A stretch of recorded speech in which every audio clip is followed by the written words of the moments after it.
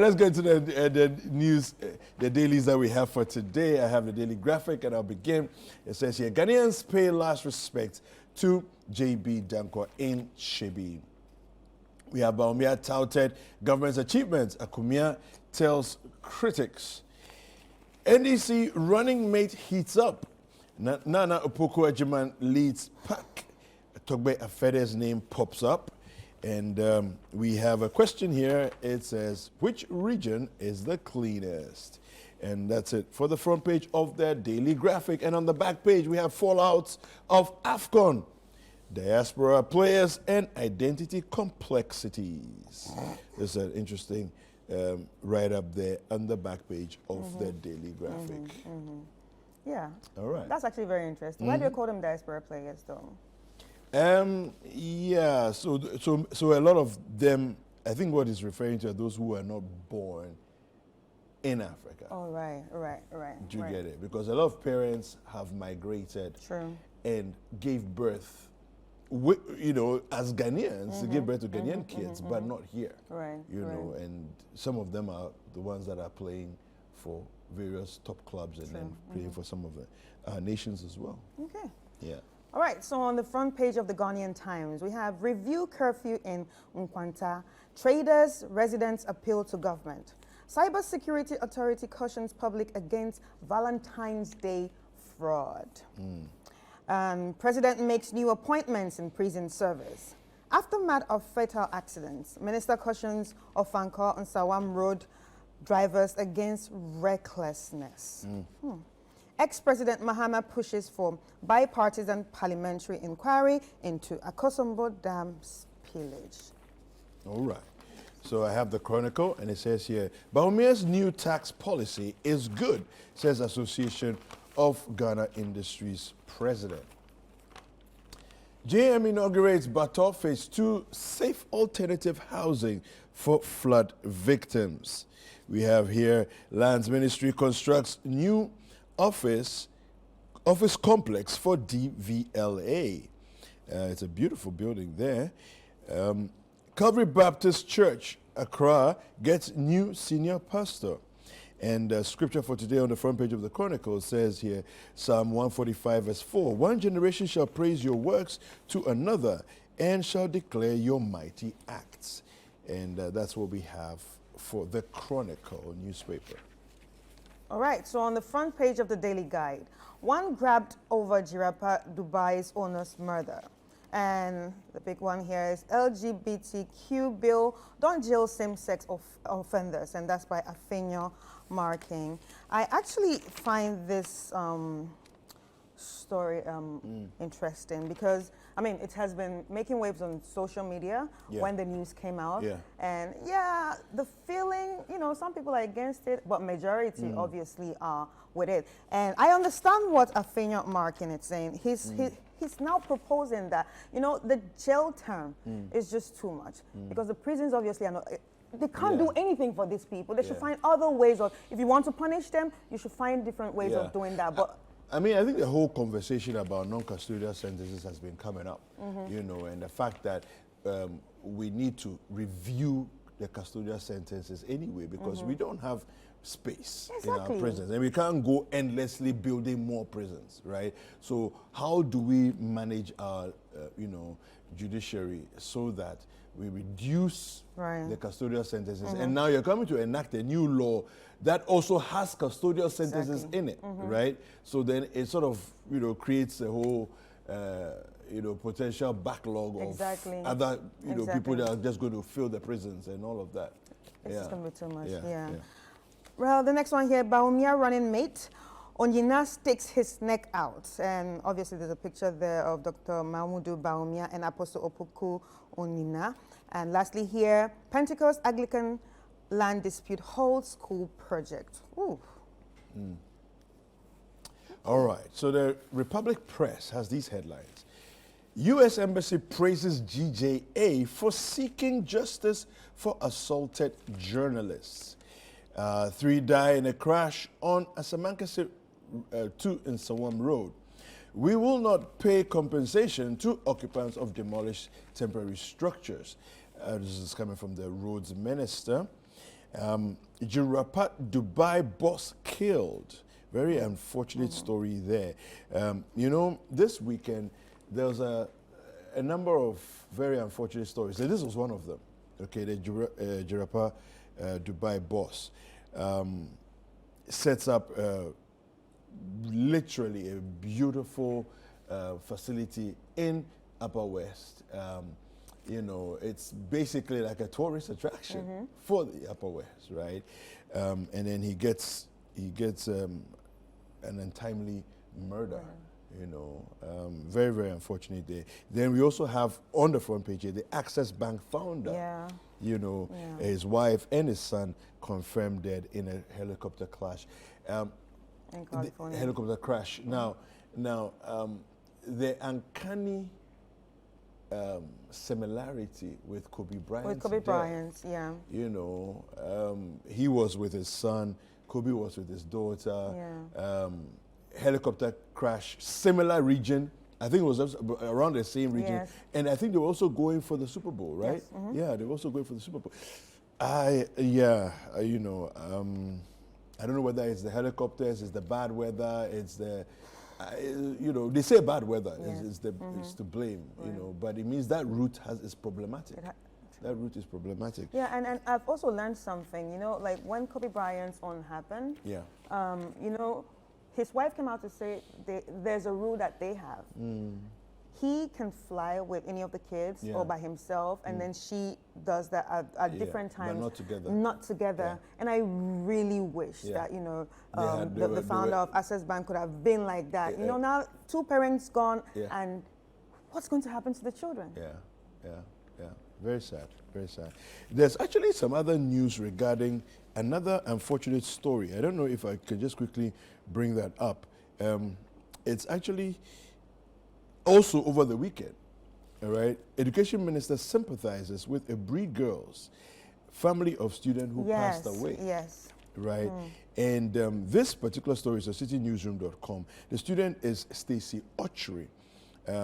And she had complained of severe stomach pains, passed away on Monday, the 5th of February. Now, over the weekend, the Education Minister and an entourage went to pay a visit to the family members. Now, according to reports, she was rushed to the hospital. Unfortunately, was already dead by then. Now, the issue of this, there's a story here. Let me just, read a full story for you. The Education Minister, Dr. Yao Duchum, has expressed his condolences to the Breed Girls Senior High School and the family of the student who tragically passed away. The first-year student of the school tragically died after allegedly being denied medical attention by the school nurse who purportedly accused her of repeatedly feigning illness. And I'll end there. You see, this is not the first time it's happened. True.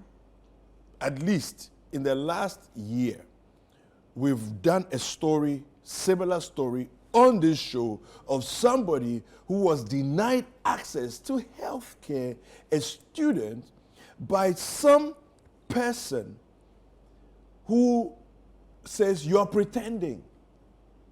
How on earth do you know the person is pretending? You've not done any lab tests. You're not even a medical doctor. So what's your level of assessment? Did you check the person? You just say you are lying. You are pretending. I don't understand that. And the question I have to ask right now is that person still at post? The school nurse, I'm asking, is that person still at post? Well, I'm sure we'll delve further into that story later on. Okay, on the front page of the Herald, Ghana's military recruiting grandmothers and grandfathers as soldiers. Akufo-Addo poised for major ministerial reshuffle amidst party pressure. And again, Afenyo marking strong options toward humane same-sex legislation, and Bahumia and Mahama camp signal dirty 2024 election campaign. All right, I think we can go for sports update now. Yeah. Some sports review is next.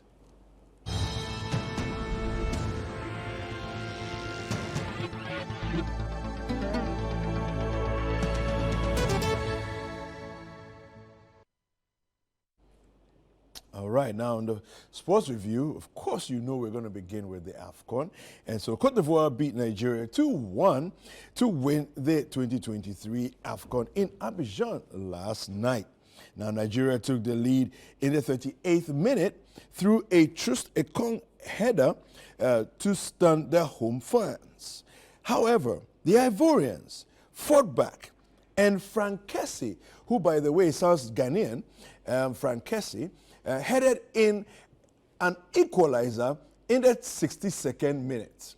Now, Sebastian Haller scored the winner in the 81st minute from a Simon Adingra cross. Simon Adingra also sounds Ghanaian.